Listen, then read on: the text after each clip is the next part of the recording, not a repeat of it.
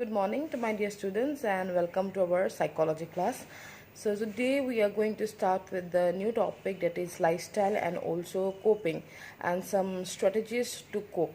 So let's begin our class today with the new concept of affecting stress, how lifestyle can affect stress, and also can encourage the disorder to occur in the body. And also we will learn about coping mechanisms, how coping can take place when we are stressed out, and what are the strategies that can be used while we are in a stressful situations.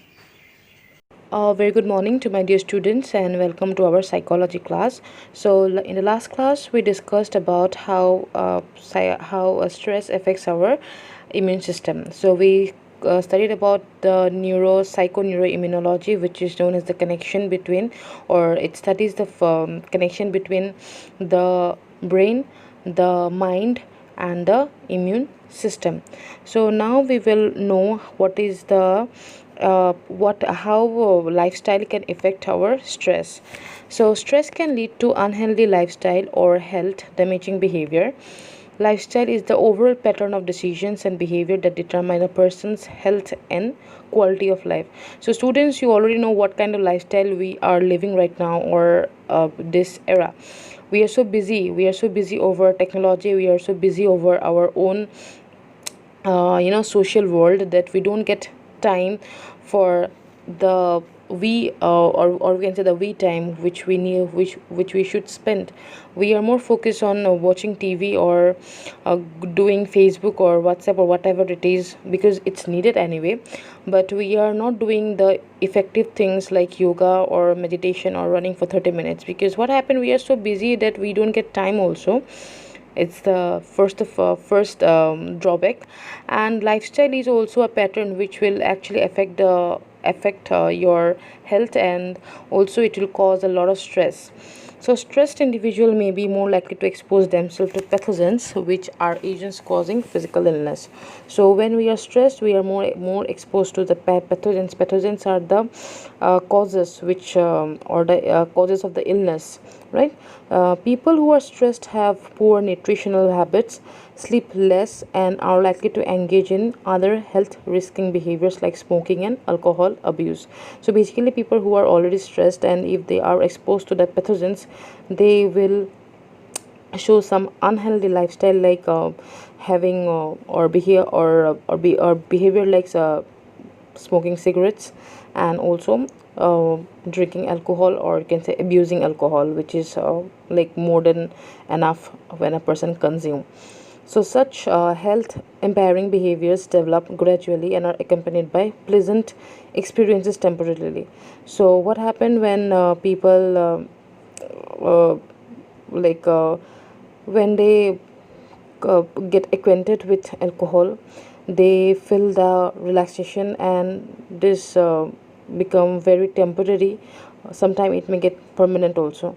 So however, we tend to ignore their long term damaging effects. See, today if someone is very sad, he'll go with his friends and drink, or will smoke cigarettes. But that happiness or that euphoria stage is very temporary. But that person does not think what will happen if he gets addicted to it, what will happen to the future damage to his body. Nothing is being actually thought, or you know thought for future reference, which can damage the entire life or the body of a person. So we tend to ignore it, and people often they get indulged in such activities. So studies have revealed that health promoting behavior like balanced diet, regular exercise, family support, etc., play an important role in good health. Adhering to a lifestyle that includes balanced low fat diet, regular exercise, and continued activity, along with positive thinking, and enhances health and longevity. This modern lifestyle of excess in eating, drinking, and also so-called fast-paced good life has led to violation of basic principles of health in some of us, as to what we eat, drink, or do with our life. So I have already told you the lifestyle we are living we are mostly dependent upon the fast food rather than cooking at home. We mostly depend on Swiggy rather than cooking at home because we feel like, oh, who will cook? Let's order from outside. It's available outside. We have a lot of money. Then rather than walking, people go to gym. After that they eat again a lot. So what's the point of going to gym if you're not taking care of your health? So this is how our health and is being affected, and also there are external and internal stress.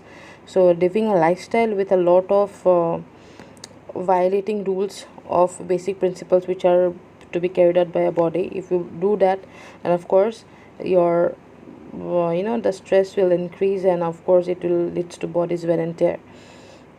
And these are some of the ways with which you can balance, like having low fat diet, regular exercises, continued activity, and also positive thinking. Like even your thinking is dependent upon how much stress you can welcome in your life. If you have every time negative emotions, if you keep on hating someone every day, every time, that will also create a lot of stress in your life. So be positive, and also eat a lot of good food actually. And yeah, do exercises for your own good, so that stress cannot touch you. So next we have coping with stress. So coping is something which deals with the tackling of the stress. Here is the definition you can write from here. So coping is a dynamic situation specific reaction to stress. It's a set of concrete responses to stressful situations or events that are intended to resolve the problem and reduce and reduce stress. So basically it's a mechanism, it's a dynamic situation to a specific reaction to stress which our body gives, which we gives to a particular event or situation. So when coping occurs, ultimately we can tackle the problem. And these are some of the coping strategies which are very important, and these are given by Adler and Parker. Task oriented strategy, emotion oriented strategy, and avoidance oriented strategy. So the strategist talks about, the first one talks about obtaining information about the stressful situation and finding the resources to solve it, or to go for outcome or probable outcome, what can be done for a particular problem. So it also involves deciding priorities and acting so as to deal directly with the stressful situation. For example, scheduling my time better, or think how I have solved similar problems. So if you have gone through the same kind of problem in past, you can solve it now, because the problem is somewhat same and that is very relatable. This is how you can find the solutions and also the probable outcomes of the problem. And then next we have emotion oriented strategy. So this involves the effort to maintain hope and to control one's emotions. See, sometimes we are in a situation where we have to control our emotions, and we cannot outburst our emotion, we cannot fall apart, but then to keep or have a faith in God, and also to hope for the best. So it can also involve venting feelings of anger and frustration, or deciding that nothing can be done to change things. So either you will tell yourself it's not really happening to me, or worry about what I am going to do, right? So there are situations, I hope everyone you have faced this situation in your life. Either you hope for something, that will something good happen to you, or maybe your problems will be solved, or else you just go with the flow, let it happen, whatever will happen, we'll see it, or or secondly you'll just worry about it. Now you choose which one you actually want to. And next we have avoidance oriented. Now this is very similar to every one of us, like running away from our problems sometimes and trying to suppress it. So this involves denying or minimizing the seriousness of the situation. It also involves conscious suppression of stressful thoughts and their replacement of projective thoughts. Examples of this are watching TV, phone up a friend, or try to be with other people. So when you use avoidance oriented strategy, mostly we use these options by watching TV when you are stressed, or calling up your friend try to tell them something, or like distracting yourself mostly. So two more person have give some two strategies of solving problem or coping with stress, that is Lazarus and Folkman. They conceptualize coping as a dynamic process rather than an individual trait. So they say that it's not individual trait to for cope, but then it's a process with which we can cope up a particular situation. So according to them, coping responses can be divided into problem focused and emotion focused. So problem focused strategies attack the problem itself with behaviors designed to gain information. So it's mostly like information oriented strategy, which we studied, given by Endler and Parker. um,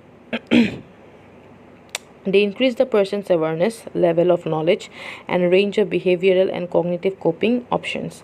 They can act to reduce the threat value of the event. For example, I made a plan of action and followed it. Emotion focused strategies call for it's a second one, okay? So emotion focused strategies call for psychological changes designed primarily to limit the degree of emotional disruptions caused by an event, with minimal effort to alter the event itself. For example, I did something to let it out of my system. While both problem focused and emotion focused coping are necessary when facing stressful situations, research suggests that people generally tend to use the former more often than the later. So basically, people use problem focus because they try to find the solutions and try to find the resources to find the or solve the problem.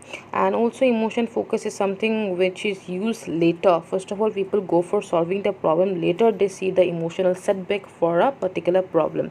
Although both are used alternatively, but mostly the problem focused strategies are used to cope with stress or any other problem in your life. For students, today we are ending up the video, and in our next class, let's do stress management technique, and let's do Zoom class for this topic. So thank you, have a nice day, and God bless you.